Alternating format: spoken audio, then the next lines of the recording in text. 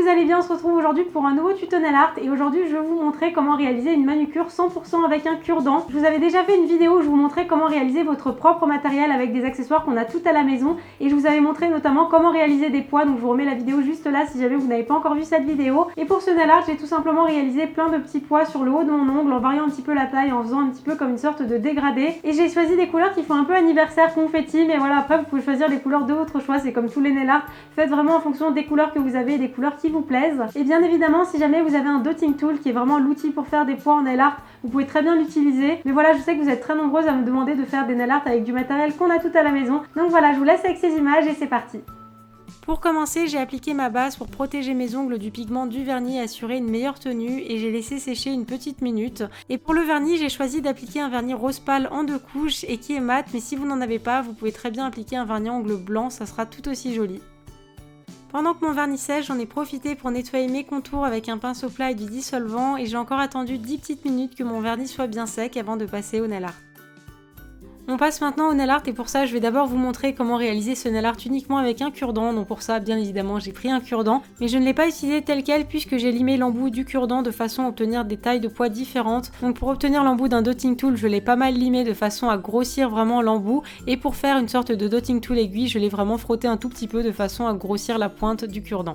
Une fois qu'on a nos dotting tools maison, je vais tout simplement prendre une goutte de vernis rose. Donc moi j'ai choisi un vernis rose fuchsia mais choisissez vraiment les couleurs de votre choix. Et j'ai commencé par tracer des poids vraiment sur le haut de mon ongle et pour ça j'ai varié un petit peu la taille avec les 2 embouts qu'on a créés juste avant. Et je vous conseille vraiment de retremper entre chaque poids de façon à avoir de jolis poirons à chaque fois. Ensuite j'ai pris une goutte de vernis doré, j'ai fait exactement la même chose et j'ai vraiment concentré un maximum de poids sur la base de mon ongle jusqu'à terminer de façon plus diffuse sur le bas de l'ongle pour obtenir vraiment ce sentiment de dégradé de poids et vraiment sur la fin de l'ongle, n'hésitez surtout pas à terminer par quelques petits pois posés ci et là, je trouve que c'est très joli et ça donne un sentiment de petite pluie de pois.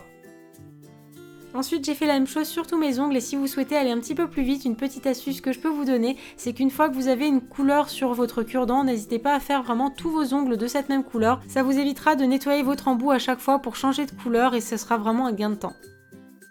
La première astuce est très utile si jamais vous n'avez pas de matériel nail art à la maison, mais bien évidemment si jamais vous avez un dotting tool, n'hésitez surtout pas à vous en servir, je trouve que c'est vraiment beaucoup plus pratique, le manche est beaucoup plus long qu'un cure-dent, ça permet également d'être beaucoup plus précis et c'est vrai que comme l'embout est en métal, ça a moins tendance à absorber le vernis. Et une dernière chose très importante que je n'ai pas forcément dite pour la méthode avec le cure-dent mais qui vaut exactement comme pour le dotting tool, c'est de nettoyer votre embout à chaque changement de couleur, ça va de soi mais c'est vraiment très important sinon vous allez mélanger les couleurs et ce serait trop dommage. Donc voilà, ayez à côté de vous un petit mouchoir, un Kleenex de façon à pouvoir nettoyer votre embout assez régulièrement. Et finalement pour ce nail art, exceptionnellement, je n'ai pas appliqué de top coat étant donné que ma base était mate. J'ai beaucoup aimé cette association mat et brillant, donc j'ai voulu le garder tel quel, mais si jamais vous avez fait tout en brillant, n'hésitez surtout pas à ajouter une bonne couche de top coat. Et voilà pour ce tuto, j'espère très sincèrement que ça vous aura plu. Comme vous avez pu le voir, c'est vraiment très simple et c'est vraiment le genre de manucure que vous pouvez faire quelle que soit votre longueur et également quand vous n'avez pas beaucoup de temps. Par exemple, si vous avez déjà un vernis posé, vous pouvez très bien rajouter quelques petits pois sur vos ongles, même en accent nail.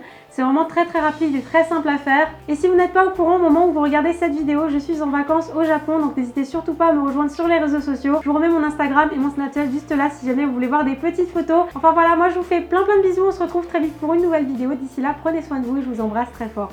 Oh là là les pieds en éventail. Je suis sûre que quand je vais regarder cette vidéo et que je serai au Japon, j'aurai trop envie d'être à la place que je suis maintenant, elles vont trop me manquer. Mais j'ai quelqu'un de ma famille du coup qui va s'en occuper pendant qu'on sera pas là, donc je sais qu'elles seront pas malheureuses. Ah, la petite baleine. Oh oui.